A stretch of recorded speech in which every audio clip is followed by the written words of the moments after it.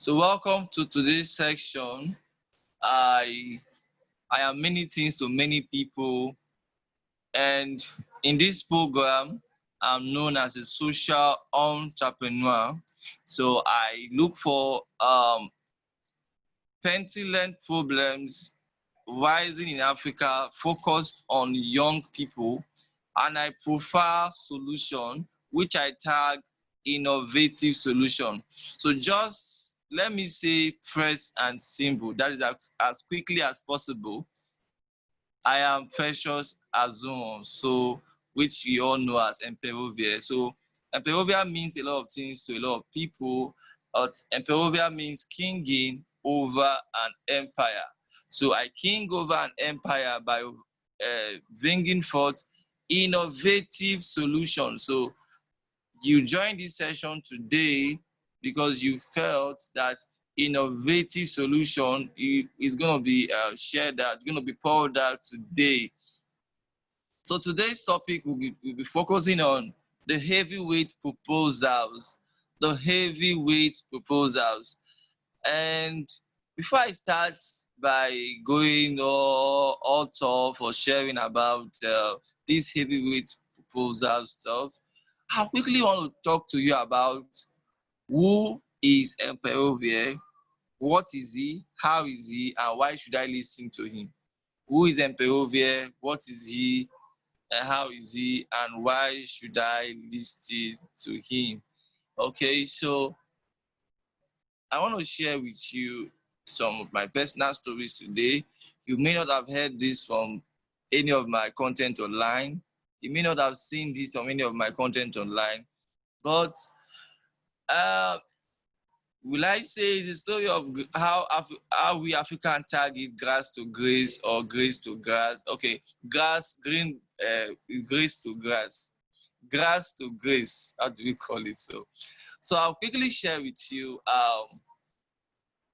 my story.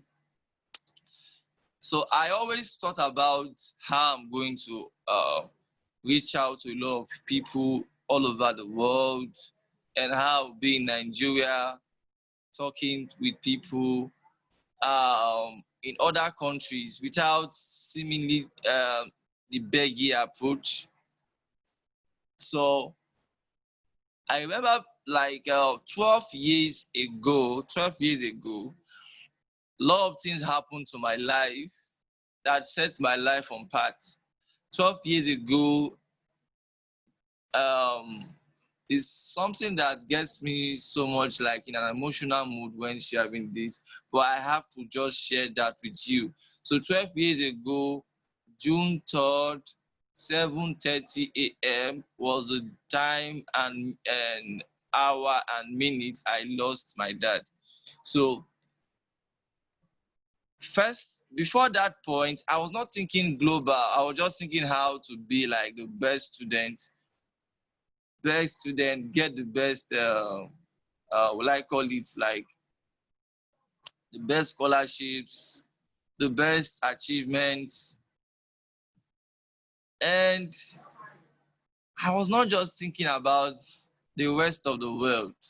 So, but when that stuff happened to me, I had one of the most emotional moments of my life, which every day I wake up to and I always remember. That is, for the last 12 years, I haven't forgotten any bit of those experience. But right now, the experience is a whole redefined experience. Now, exactly 2 years from that point, I was at the verge, will I call it at the bridge point, of whether I should give up at this point or if I should go on to impact people. So I got to realize where will I call it a failed attempted suicide state. I got to realize that our life matters, our life begins to count when our life starts counting in the life of others. So let me say that again. That our life begins to matter when our life starts counting the life of others.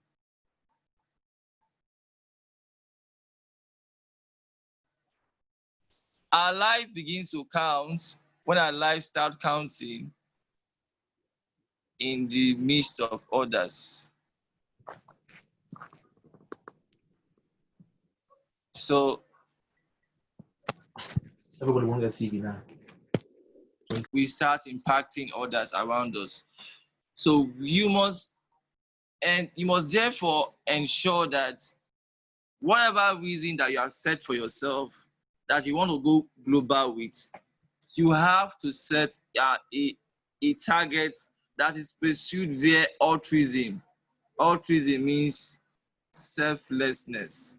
Selflessness. So your path must be followed with altruism. It's a path that doesn't have to do with like me, myself, and I. So I'm gonna share. I'm not really sharing a lot, like so much and all that kind of stuff, but I just want to quickly share this stuff with you. So, how did I started? Um, what did I?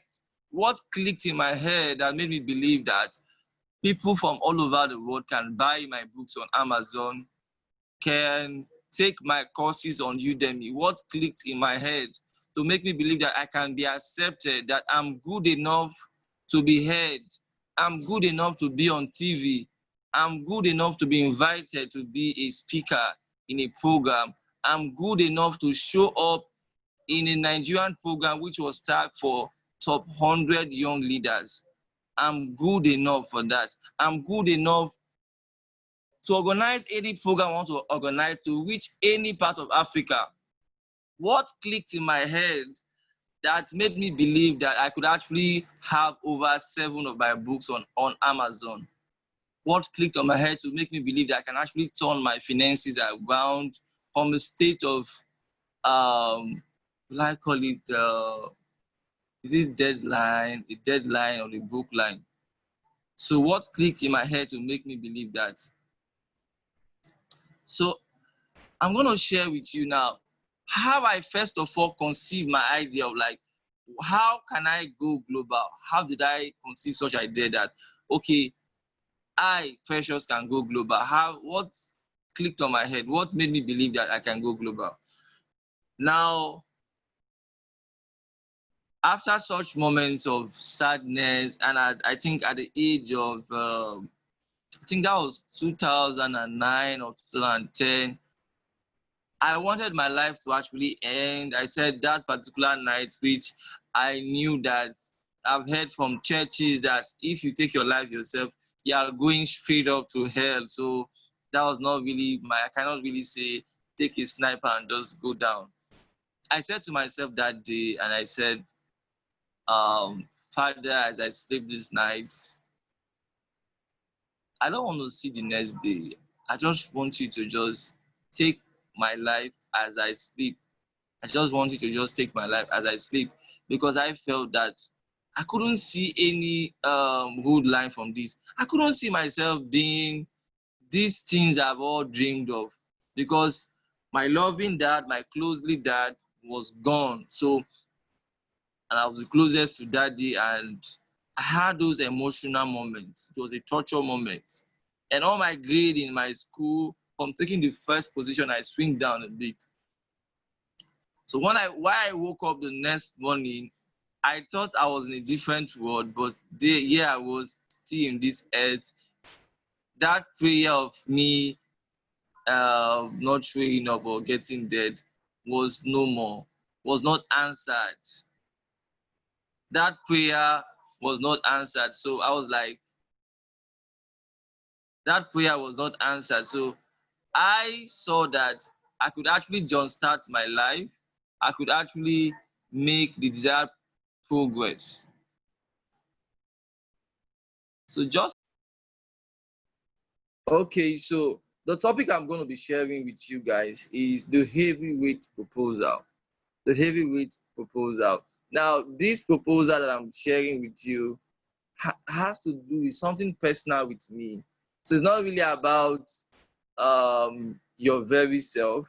So when I share those stories, I will relate it with those proposals. For your information, we know proposals, you write it to appeal, to get something out, like a partnership venture from people. So you communicate what you're saying so that you can project yourself in a state of agreement, partnership, or a collaborative stuff. So a proposal is used for that, contract, you all that stuff. So what was the heavyweight proposal for me? I have over 7 of them. I'm going to share with you 7 stories that shows 7 heavyweight proposals. Why do I tag them heavyweight? They didn't give me $1 million, so they are not really like all clumsy and all that stuff. So what makes it an heavyweight proposal? So in the year, I shared a lot of story guys today. So the first thing about the heavyweight proposal that you need to know is that a heavyweight proposal have 7 features. Heavyweight proposal has 7 features. First of all, it follows a smart plan. That is, it follows the S, the M, the A, the R, and the T. Now we know that S, when we say goals are smart, goals must be specific, goals must be measurable, goals must be articulate, goals must be reliable, and goals must be time bound. And also, goals and visions can also be smart, they can be significant, okay? They can be significant, they can be, okay, attainable, they can be measurable. So they can be meaningful, they can be attractive, record setting, and treasured. So I just got a new meaning. So let's do this, guys. The heavyweight proposal must be smart. So the first thing I said about the heavyweight proposal must be smart.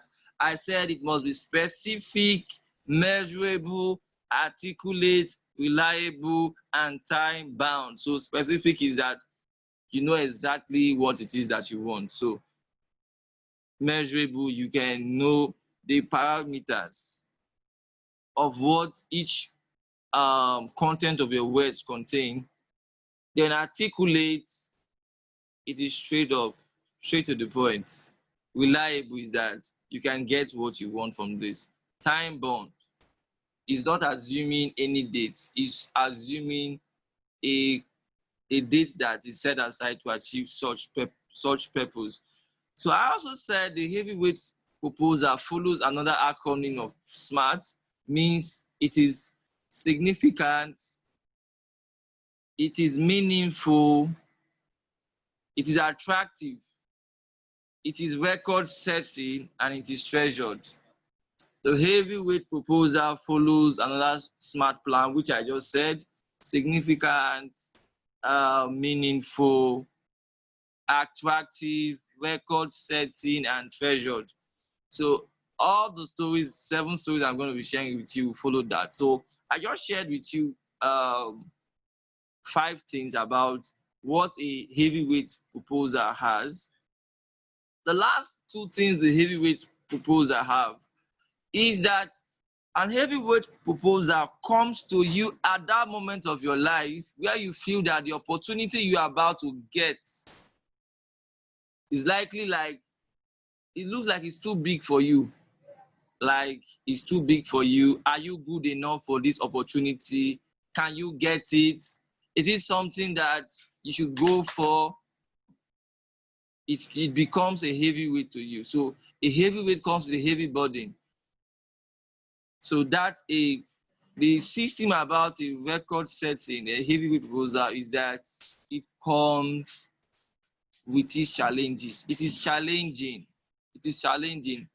And the last stuff is that for you to break out from the heavyweight proposal, you have to conquer with your story.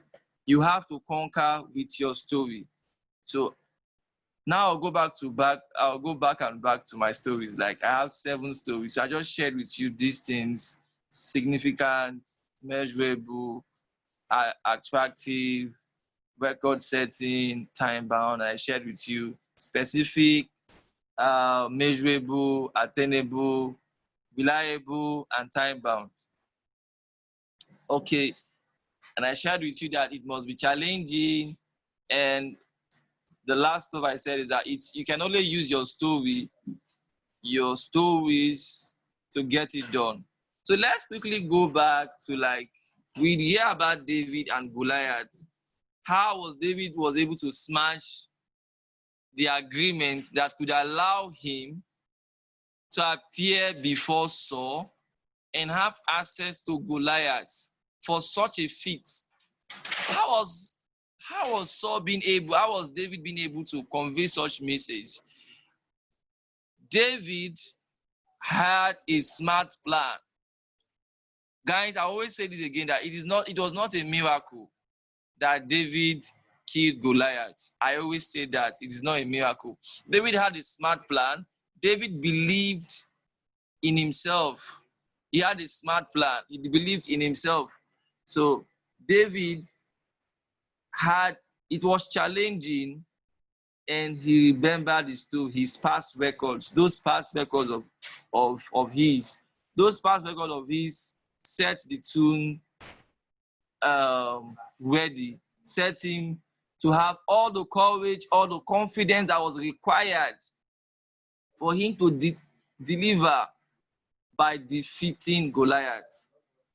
Okay, David had such things before him, so he was able to go out there and do his thing. He was able to go out there and win his battle. He was able to go out there and win his win because he had a smart plan, which was significant, meaningful, attractive. It was significant, it was attractive, it was meaningful, and it was treasured. So the first of my story is about how I wrote my first book. So it's a wide global conference, guys. So I'll be sharing with you wide global stuff, how I wrote my first book. And so stories like I just founded purpose. I just founded that for my life to count, I have to make other people's life matter. And I decided that for me to make other people's life matter, I had to invest in my talent, in my natural abilities, and make allow it to be a blessing to everyone around me. So the first thing I said for myself was that I had a good writing skill. I write poetry virtually every day. So I set out that for myself, and I said, let me start conveying my pains via thoughts, via my written words. So I started by writing a book called The Necessity of Life. The Necessity of Life. So I was sharing in that work that the necessity of life is not food, clothes, and shelter. That the necessity of life is challenges. Everyone is gonna go through challenges, and challenges turns people to champions. Challenges makes people life to be more relevant by you just knowing that for all you have been through and all what you have seen pass through, that here you are at this level that you are because you showed courage, and because you showed enough hunger that the nature start giving you what was yours. And I always say that nothing is freely given, you just have to contend for it. So in that proposal stuff I was writing about this book, I wrote to my principal, and my principal told me I was a terrible writer. And that almost broke my heart. But what I did for him was that I went on um, during the holiday seasons and improved. When I started writing how I spent my holiday, I was able to earn the confidence of my English teacher, who told me that, Precious, you are lucrative. And such words sparked up the creativity in my brain. And why we call it here in Nigeria, we call it a SS2, SS1, all those, it means senior secondary school. It means like just like you have your college or high school. Yeah, high school. So the second to the last, the penultimate stuff of high school. So I was able to finish my first work then. Then here was I didn't know anything about publishing. I didn't even know how you're going to get funds to publish your work. I was less than 16, so I didn't even know how to go about all this stuff. So what I'll quickly do was that whoever I felt was that showed that he likes youth, I'll simply write letters or text messages to their line. Hi, I just wrote my book, looking for a way to publish, and I'll just send that to many people as possible with the mindset that they're going to reply me. And that first thing of my got me my first mentor. So my first mentor asked me to start coming to work for him. So nextly, about my second heavyweight proposal. My second heavyweight proposal was about my first work called Read for Change, which I published. So after my mentor have looked at all my works and all that stuff, and I proposed to him that, sir, I've served you for all this time. I need my work to be out. And he looked to me and said, Precious, all your write-ups and all the works I've seen that I've written, it doesn't sound that it's for young people. Please write something relevant for the younger generation. And so it sparked up in my brain that night that my audience was not for the generic audience. My audience was for the young people of Africa. That's why most people always ask me, Emperovial, why do you always like using that word, the young people? It is because of that single purpose. So Read for Change was about reading culture in Africa, how we could make reading culture to be revived, how we need more of our young people to embrace the culture of book reading a lot, and cognitive learning. So I wrote that book. I wrote Read for Change when I was 17 years old. 17 years old when I wrote Read for Change. So I didn't know how to publish Read for Change, but then I was more exposed. And I want you to write these things down. Knowledge empowers. I want you to write this thing down. Please write it on the comment section. Knowledge empowers, because it's from knowledge I got from all this stuff that I got to go out there to publish my first work while I was just 17. And most times in Africa, yeah, we tell young people that they are too young when they want to do some amazing things. We tell them that they are too young. Where are you rushing to? And you tell them that they are too young, but you see people that are doing crimes. You don't tell them any stuff, but the young people that are trying to make their life count, you tell them that they're too young. So many people start telling me that, Precious, you are too young. You are moving very fast. You are doing very fast. If you are doing this, what will you be doing when you are 25? When you are this? Says you are too young, you are too this. So I didn't listen to those people. So what I did was that I have been reading a lot of books, so I heard about how a book launch is being done. So I set up for myself what is called a mobile book launch. I didn't have a dime. I wrote proposals to over 30 organizations. I wrote to over 10 government ministries, and I wrote to over 20 NGOs around me to get funds to publish my book as a 17 years old kid in the heart of Port Harcourt, Nigeria.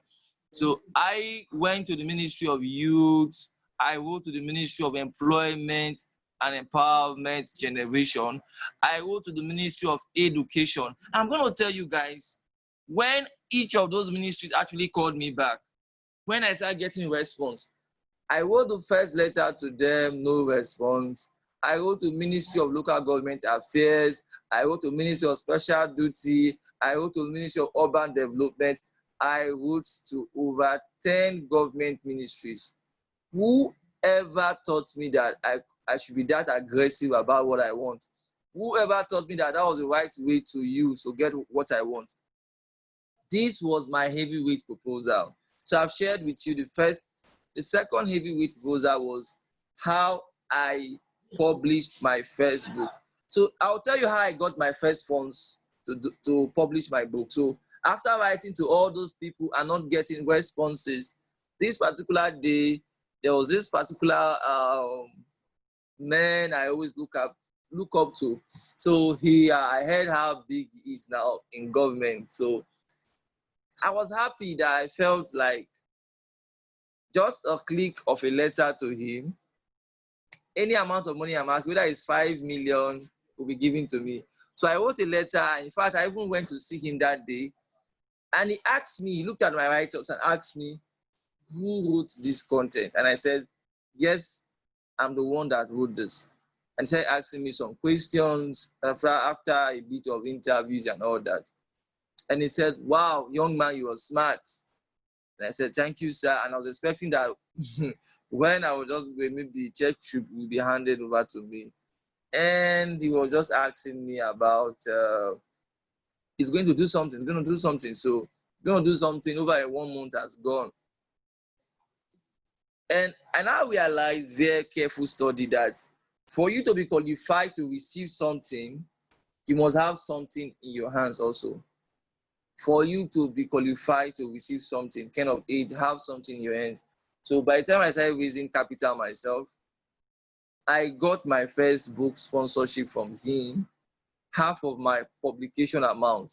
So even though he had, like, I saw a contract worth 70 something million in his company that day. In fact, he signed it in my presence. That was their profit. So I was happy that if this man is seeing this in profit, means if I'm asking for maybe $1,000, that will be approved to me. But it was the other way around. So success does not lower its standard. So if I was not worthy enough for it, then I shouldn't be giving. So I was giving half of my book stuff, and that was how I was able to get my first book sponsorship fee without any family connections, without any parental support to do that.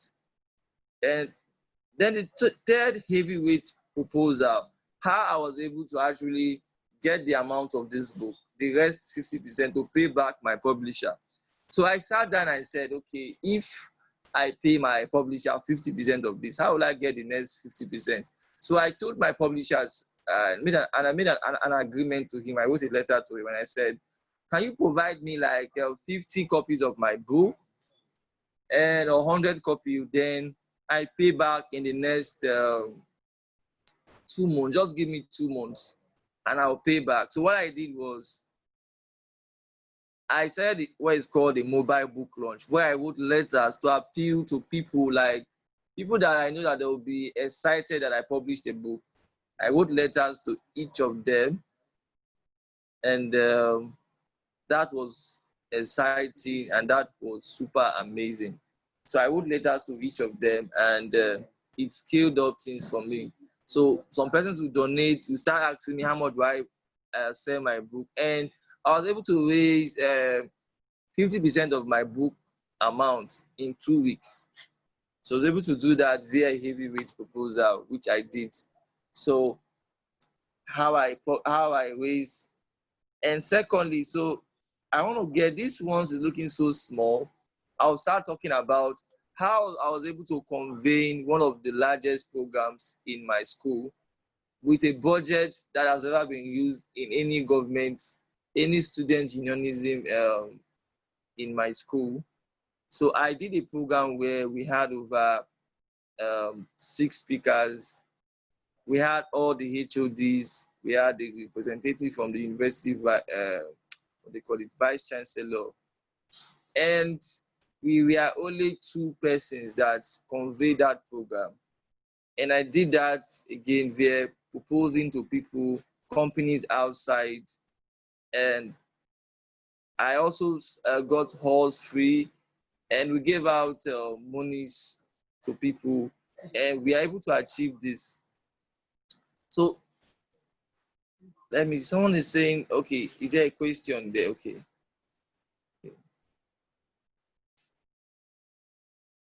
So I did all these things because I believed in myself, and I believed in my creativity, and I believe that if there's anything that it is to be, I'm the one to make it happen.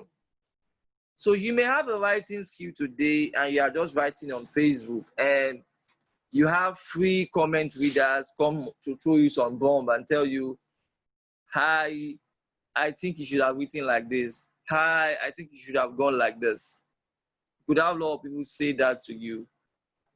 But until you package your products in the form of information package and put a price tag to it, you won't be seen as a person of authority. Until you package your products and set aside a target audience that is hungry for your products, you won't be seen as relevant in that niche. So I've shared with you about three heavyweight proposals which I did. So I want to share with you the fifth, the sixth, and the seventh. So the seventh is how I got to be a premium instructor at a first world dominated learning platform. So okay. So after writing my book and doing all that stuff, I felt to myself that book buying is not really selling, especially physical book buying. My target audience were young people, and they couldn't really afford the $2 to buy my book. They couldn't really afford that. They needed to be compelled. So I said to myself, how do I get donors to buy this book in bulk so that they can give to them? How do I get donors to do that? And I thought about a concept about you go to a country that people don't wear shoes. Now, this is different between a serial entrepreneur and a social entrepreneur. So, a serial entrepreneur goes to a country that don't wear shoes. It's a no-no market for him, and he moves.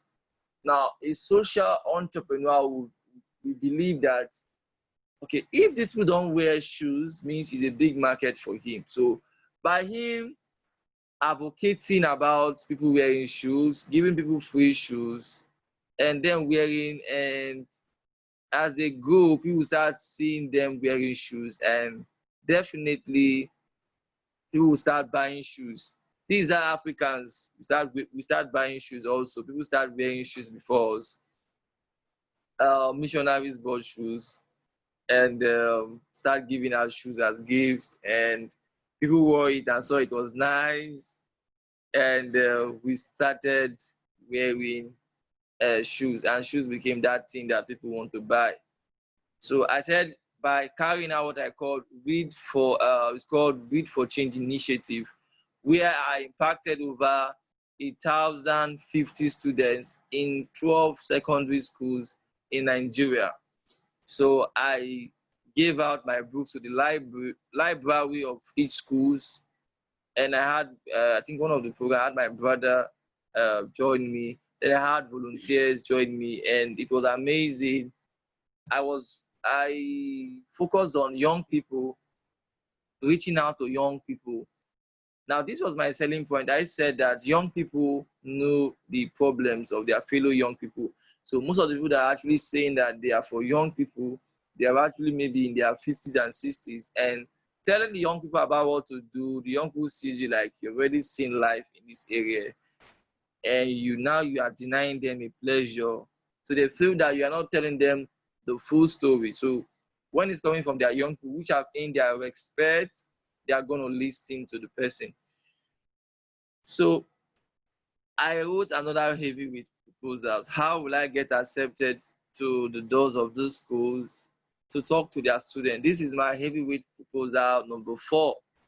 How I got accepted to those schools. So I wrote a letter like I wrote a letter. I created scarcity in that letter. I surveyed over 100 schools in my country, and I focused that okay, I'm going to submit a letter and I'll put a time frame. Remember, I said a heavyweight proposal must be specific, it must be meaningful. Like I am mixing the two all around, which I said specific, measurable, articulate, reliable, and time bound. And from the one I said significant, meaningful, attractive, record setting, and treasured. So I'm just mixing them up a bit. So in that letter I wrote to them specific. This is the name of my program. Meaning measurable. Like this is the way I'm going to track my impact. How will I know that each student were impacted? They have to fill a survey form.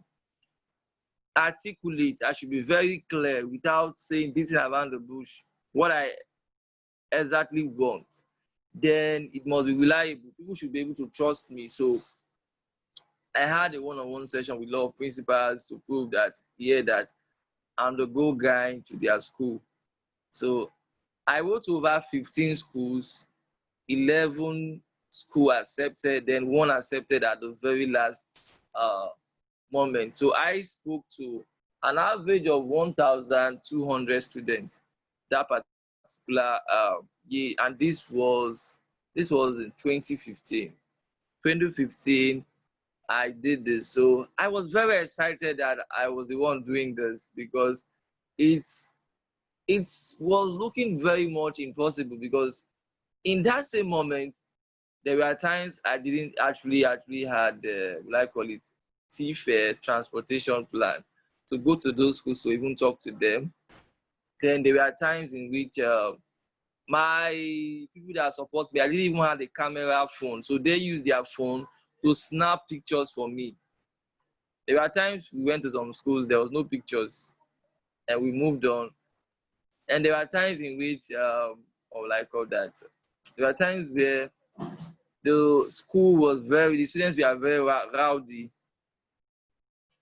The students were very rowdy. Yeah, most of us are very surprised today. Yeah, I believe if you hear these stories of mine, you got to know why I call myself a social entrepreneur was not because I just stumble online and I create viral content about stories and social entrepreneur.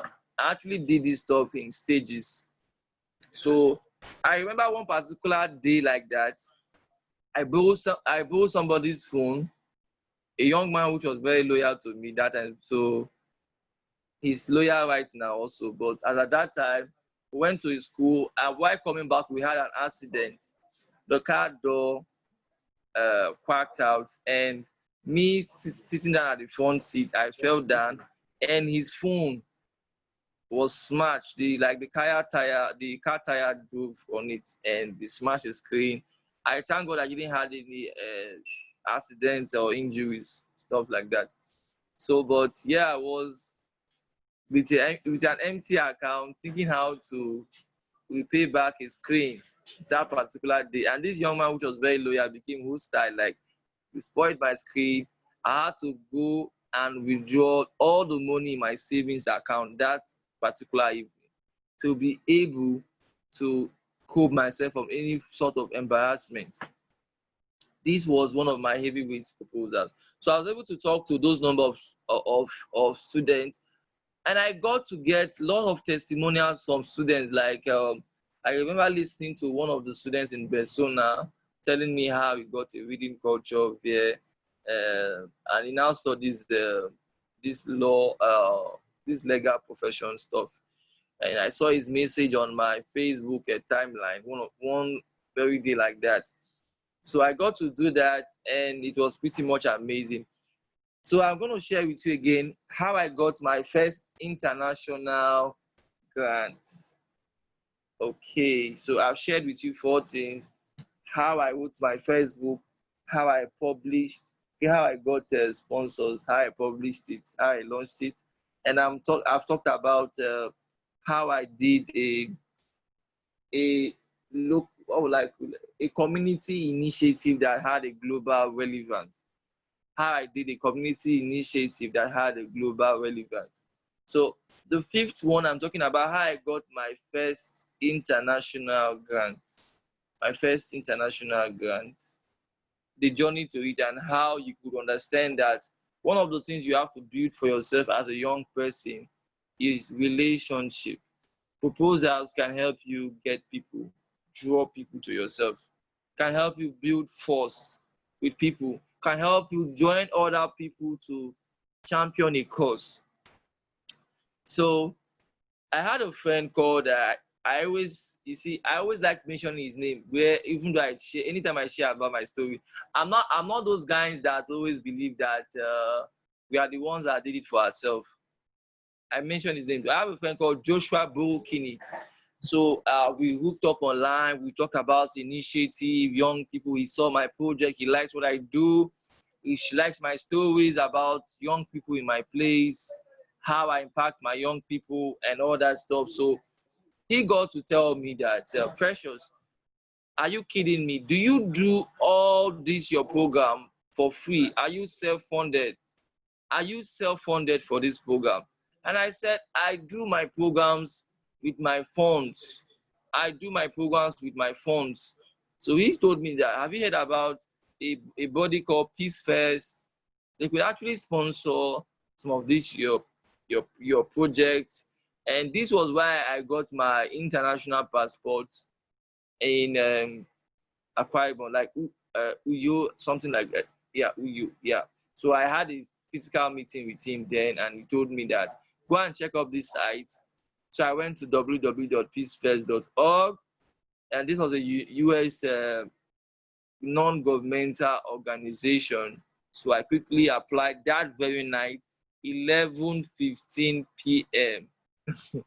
That was when I came back from Uyo to Port Harcourt. I landed 11 p.m. and I couldn't have my bath. I just went out on my system and started checking about this website. To cut the long story short, 4 months from that time, I got my first international grant. It was not so large, but it was very, very meaningful. So my project was outstanding, and I could get a lot of people to join my project. To get a lot of people to join my project. So this was a heavyweight proposal I wrote, and they corrected me over 7 times. I had a video interview, and I got to win because there was never anybody in the South South.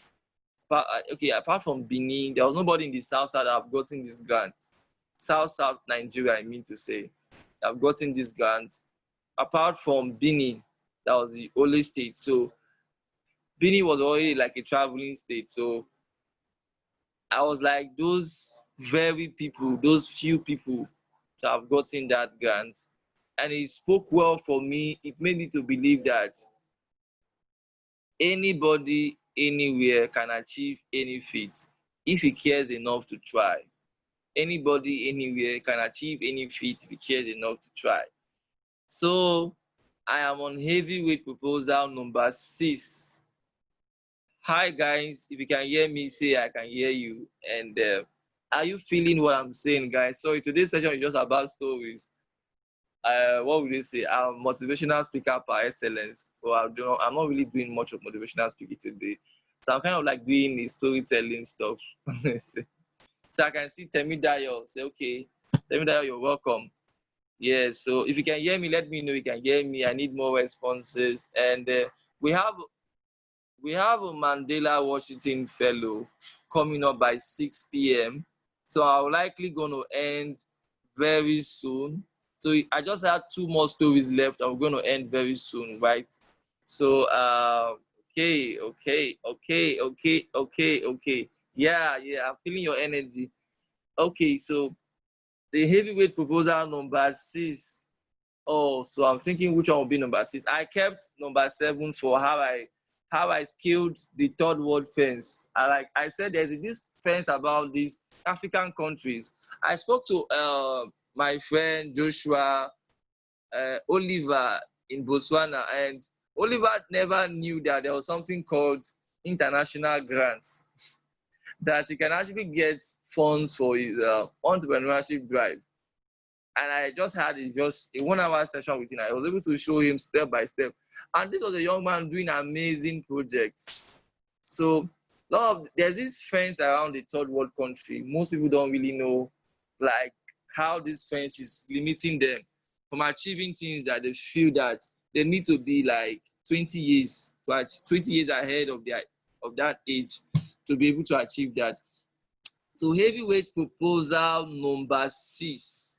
What will I call it? What will I call it? So uh okay, heavyweight proposal number 6. I'll just call it like the path. Will I say the path to global influence?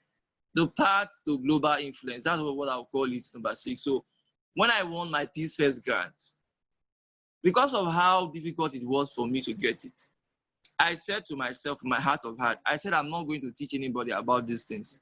All these people that were there doing all these things and not supporting my project, not volunteering for my project, I'm gonna keep it to myself. So if you meet Ahmed Alabi or Peace First, is it Alabi? I might get his name very well. He will tell you that I simplify Peace First projects in Nigeria. There was no YouTube video giving anybody any guide about how to go about applying for Peace First grant. I did the first in Nigeria.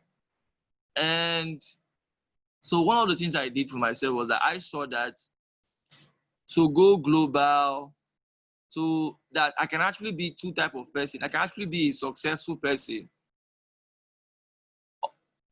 alone, or I can actually be a great person. And I checked the sand of time, and I saw that being great was about others, and being successful was just about my own personal achievements. And there's a difference between achievements and accomplishments. Achievement is what you do for yourself, what you get for yourself. That's an achievement. So an accomplishment is what you achieve for others.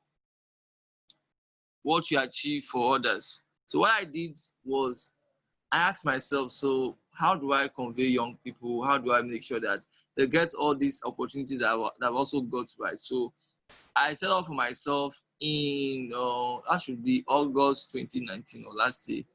Last year. I set up something called Young Change Makers Forum. So most of these people here, you can see that this program is put forth by Young Change Makers Forum.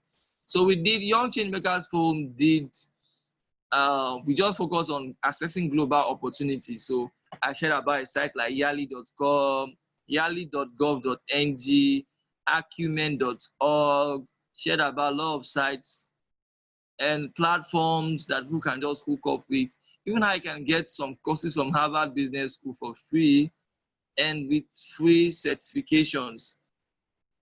So I set up I wrote proposals to some people and to get them to teach in my programs, like those early days or Young Change Makers Forum. So we are doing training almost on a weekly basis. Free trainings. I brought Tony Eluminu, former winners, alumni. I brought them to my group. I brought some Mandela Washington Fellow also, my WhatsApp group. So the 6th story in quote was about the story of accomplishment, which is about what I was able to accomplish for others. So I was able to get over more than 30 plus 50 persons to be able to get Peace First US grants. Never charge a dime. Never charge a dime. So most of you saw that this year I came highly recommended as a mentor for Tony Eluminu Foundation. It's no joke. I was highly recommended. And over 50 persons I helped pass the beginner stage of TEF to scale to the next stage. So they could qualify to win a $5,000 grant. So this was about, my sister was about what I was able to achieve for others. And it really matters to me so much because most of you here have taken my courses online, paid for my classes, and you go through the course and you say, wow, like the delivery beats your expectation. Like I over deliver. For let's say I charge you $100 for a course, I can give out softwares, and I also give out money bank guarantees. So most people can know me like the CEO kind of guy, or the digital marketer, the Facebook ad expert, the digital business consultant. But this is my story of social entrepreneurship. So I did most of these things. Okay, so I did all these things all for free. So I did all these things all for free. So I was able to convey all these young people to achieve this stuff. And then I said to myself that this year 2020 is not the year for you to seek for free things. It's for you to be able to build yourself to a level that things will start seeking for you, not you seeking for things. I said of myself that become a personality who the things you naturally would have want will start wanting for you. So you may not be earning 100,000 in a month, but if you become a kind of personality, 100,000 will naturally find its way to your account, because you have become high valuable, and you start doing high ticket kind of stuff. So this was my heavyweight proposal number 6, how I was able to get global opportunities for others. And this year I was damn shocked when one of my students won our Nigerian vice president Professor Yemi Osibanjo grant for small businesses, which he won a 1 million naira. And I got one person last year winning Tony Eliminu scholarship foundation fund $5,000. So I got over 30 plus persons winning Peace First grants with live testimonials recorded. So I have a PDF file that shows most of those people out there. Okay, so this was my heavyweight proposal. So now to the heat of the stuff. How did I scale the third world fence? How did I scale the third world fence? So before I go to that story, I want to share with you 3 things about what you need to know about a proposal. Now, a proposal starts with a conviction of change, a conviction that this is what you want and this is the result you want. So you're going to do everything possible to get this thing that you want. So conviction of collaboration, a conviction of an appeal, like you're appealing, let's say you're appealing for a fund. You are doing, like, let's say, a health sensitization tour. You're going to reach out to a lot of people. You want to feed 2,000 hungry children. You're writing proposals. You're going to bodies. You want to get these funds to feed 2,000 kids. You want to build a library in your community. You want to put up a borehole in your community. What I mean by heavyweight proposal, I mean a heavyweight proposal is about a proposal where you have to move to that point in your life where you have taken an exponential goal to help others, to make things happen for others. So the first thing you're going to focus on your convictions. What are the things that you have come to believe? What do you believe? What do you think is achievable? What do you believe is achievable? You're going to pay that, right? Agree on that. So let's say I want to give 5,000 books for free to young people. If I believe it's possible, how much will it cost me? 5 million. So who are the people will I work with? Like, can I list out 100 people that can make these things happen for me? How I start asking myself, so how can these people benefit by helping me achieve this vision? So heavyweight proposal thinks value for value. So the first thing is about convictions. Then think value for value. Don't think free entitlement and I deserve it. Think value for value. You should be able to project to people that what you are putting on the table is what they should join, is what should also better their lives. You should be able to put on the table that this will better their life, this will make things happen for them. So I'll go back to share with you.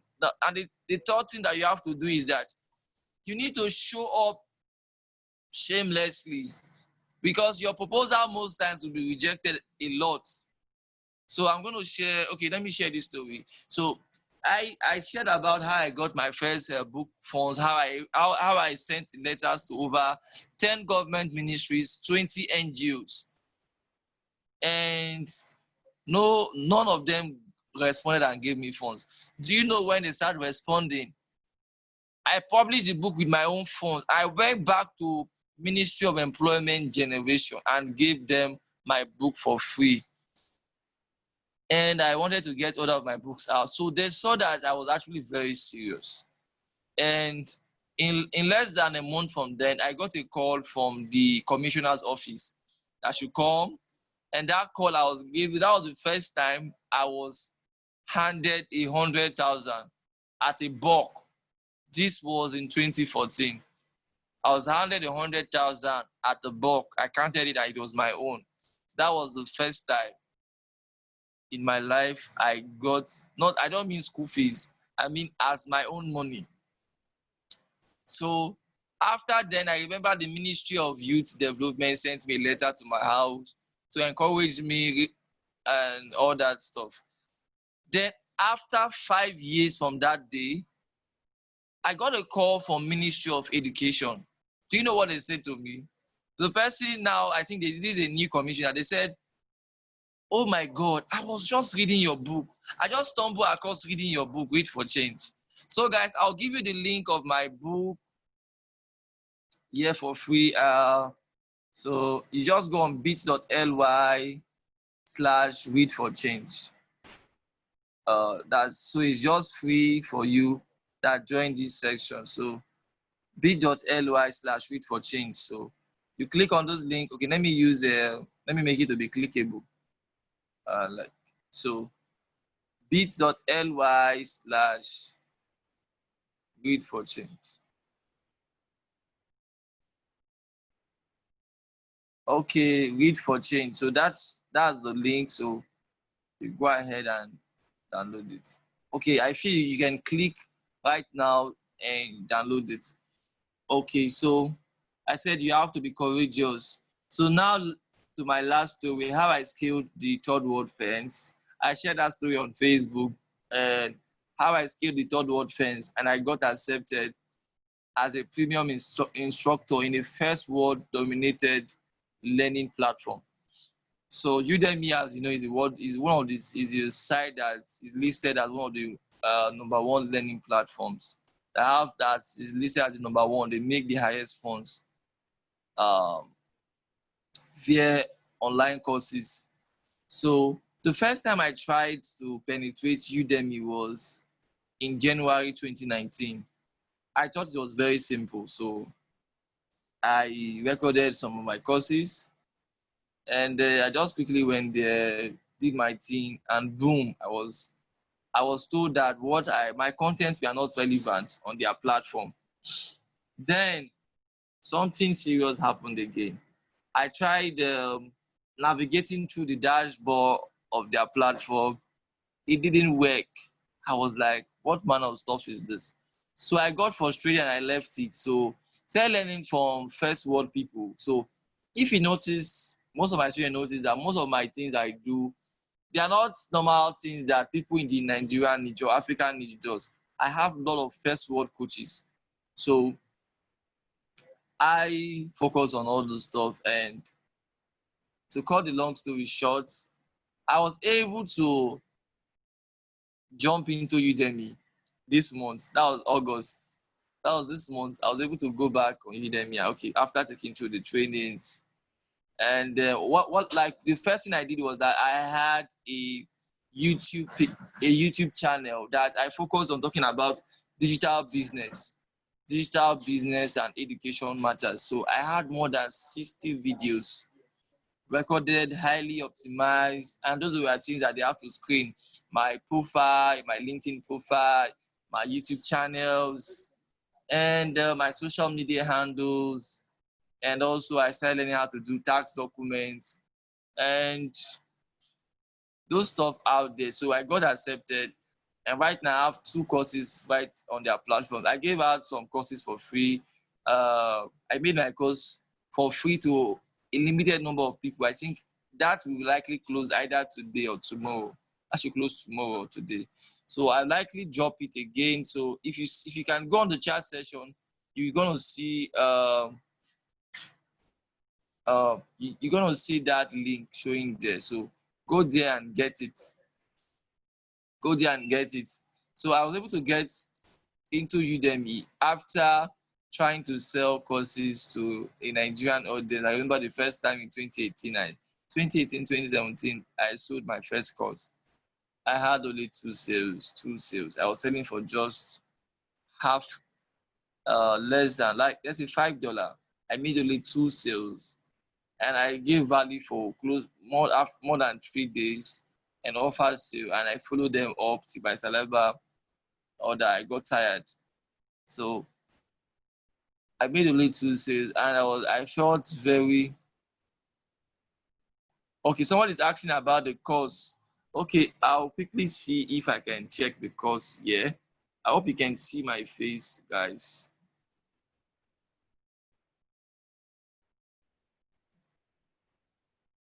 I hope you can see my face, guys. So I want to pick the course link now and share. I want to pick the course link now and share. So I'll just pick it here from one of my groups, and I'll share like a post. Okay, so you just use the link. I think it's still up. I pray it's not yet over. If not, I'll just have to do. Okay. Okay, so this is the new course link. So you can also share with your friends about it. So if they want to learn about Facebook and a bit of financial trading, you can go there and actually watch it all for free. And it's my way of saying thank you for coming to my session today. So this is not really, this is just like a story session. So we have a full session in the next 15 minutes. So that's how I scaled the third world fence, by making sure that I appeared on the first world niche, and I had content. I have right now more than 80 YouTube videos which I've done, recorded. So if you look at where I'm recording most times, like, I had to beat the odds. When I started doing my YouTube stuff, I was not after the 1,000 subscribers. I was after my affiliate marketing and my cold audience. And so I just built consistency. Every week, 3 videos. Every week, 3 videos goes on my channel. 3 videos. I research niches, I do my keywords, I do my thumbnails, and I push it out there. So guys, this is the way that you're gonna scale. You're gonna scale this our third world fence. First of all, one of my role models I admire a lot, John Obidi. He always say that for you to scale the third world fence, the first thing you need to take advantage of, I think you need to write these things down. You may not see it online. And take away the limitations of data from your head. Limitation of data. I don't have data. Take away that limitation from your head. Like, I don't have data. So most people will likely say, can I share them the link of this class? I don't have data. So the first thing, take away the limitations of data. Now, take away the limitations of power. Now, instead of you talking about data, why don't you think about what is the best plans? Like, can you come up on the night axis? Can you plan it yourself in your budget that I will start seeing data like my food. Like, if I spend, let's say, 20 like $100 a month on food, and I say, okay, my data, I want to spend $50, just like my food also, because I'm consuming informations and I'm making impact with these data. So the first thing is about, then the second is about power. If you don't have electricity in your location, go to a location that have, or get a phone, get solar. Look for a way that will ensure that you are online on a daily basis. You can use an e-tree. You can use a hub. If you don't have an hub, you can go and make agreement. You see, these people in this house have power. You can tell them that, can I be doing one or two stops? Think value for value. Don't go and beg. And if it's an eatery, can I, when I have my lunch or this, can I use your place? And say yes and all that stuff. So think value for value. Then three, ensure that you are learning online. You are learning online. Ensure you are learning online. So we go to places like yali.gov.ng. So I'll quickly look at it and give you the link. Yali.gov.ng, acumen.org. I'll put acumen here, guys. So go to global platforms and just try to do something out with these things.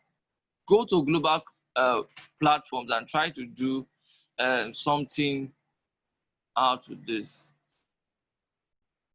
Okay, so I've shared you the link yali.gov.courses. So ensure you start doing some stuff about it. So with this there, if you have questions, you can start asking. I think I've done so much storytelling today, and most times it's not really so exciting sharing this this kind of stories. So I hope everybody can hear me. If you can hear me, let me know you can hear me. And this is the time I want to start taking your questions. If you have a question for me, do well to ask. And we'll be having Mr. Ikan Enes join us in the next 10 minutes. And if you want to use a if you want to if you want me to unmute your voice, then you can okay, you can raise your hand, then I can unmute your voice. You can raise your hands. You can first raise your hands, then you can unmute you. You can get to ask your questions. You can unmute. You can get to ask your questions.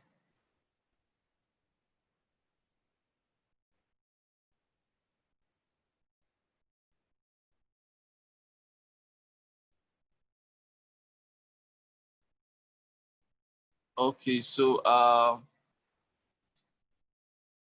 okay, I'm seeing. Okay, someone is saying. Okay, someone is asking me about what is the meaning of the word heavyweight proposal. I said those proposals that comes at the edge of your life where you are faced with um, a challenge.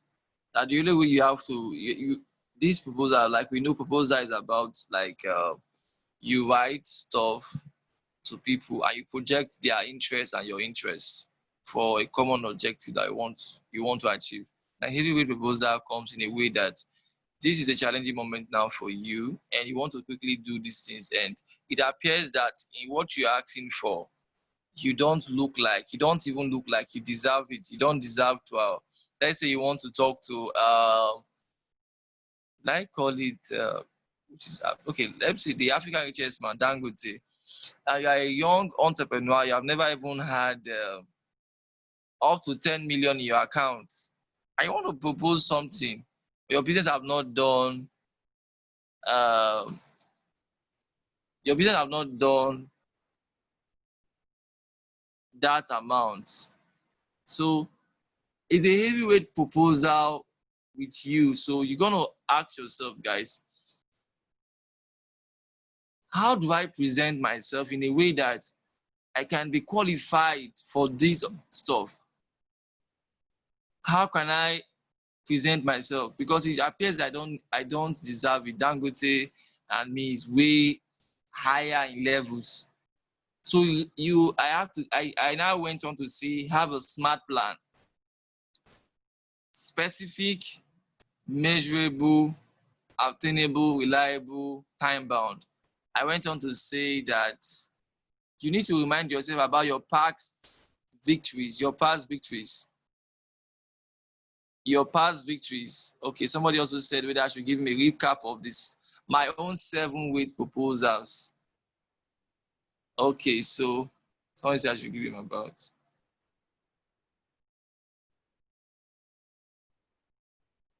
Okay, so I shared first of all about a story of how I wrote my first book. I shared that I was able to convince my principal, my English teacher. I sent a script. I wrote to him about the sessions, like I wanted his thought about my work. So he told me that I was a terrible writer the first time, and then I went on to improve on myself during the holiday season. And he said to me now that I am precious, you are lucrative. And that was a light bulb that sparked in my head that I can be a great writer. So I went on to write my first book. So it means that words you hear is very, very important, guys. So don't listen to people that just talk anyhow. Okay, then my second heavyweight proposal was how I got my first book sponsored. I talk about how I wrote to over 10 government ministries and 20 non-governmental organizations. And they all said no, I didn't get any funds from them. I started writing to individuals and personality. And by the way, that's why I celebrate some church. And even though I was not attending the Living Faith Church, I got a special sponsorship from them also. And I was never their member. But I wrote a letter, and it got me to have a discussion, and I got a sponsor that gave me over 15% of my launch of my book publication funds. And I had one particular sponsor that gave me 50% of it, and that was how I used via my proposal writing to get funds, 65% of my book uh, publication fund. Then I also said how I was able to do my first book launch and all that stuff. And I said how we were able to organize what I call a mobile book launch and all that. So I was able to do that. Okay, somebody's talking. Okay. Someone says, how many pages does it take? So we're gonna get that tonight when in the next minute when our Mandela Washington fellow comes to talk to us.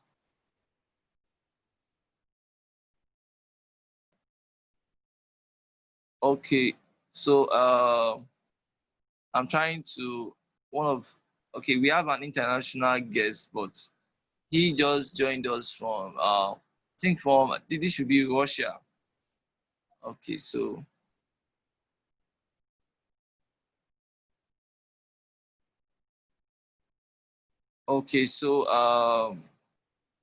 in a couple of minutes right now, okay, let me see. Mr. Ikan Ines is already ready for us, so we'll just take a little. If you have more questions, you can ask. So I'm trying to answer.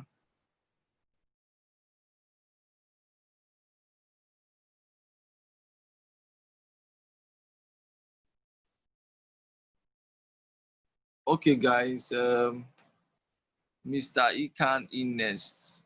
So let me finish the question. So someone is asking about recap 7 weeks. So I've shared with you like three stories. Then the fourth one was about how I did my first initiative where I I went to over 12 schools and talked to more than 1,000 students.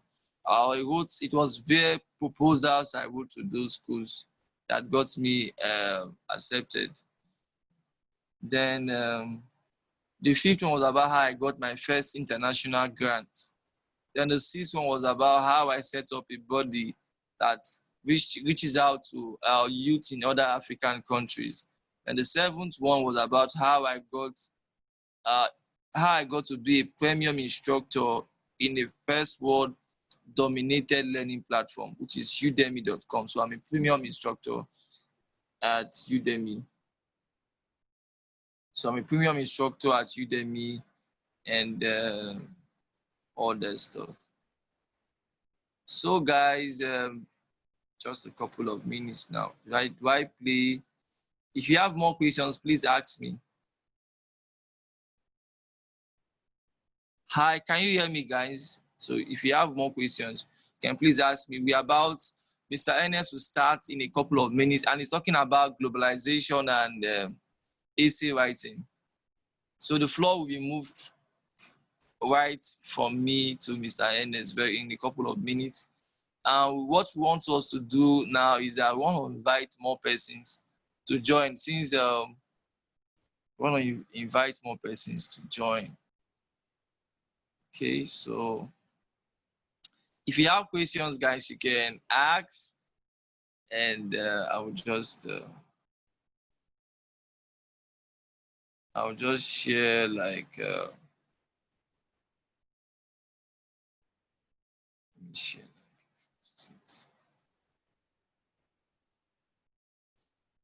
If you have any question, you can ask. So I'll just likely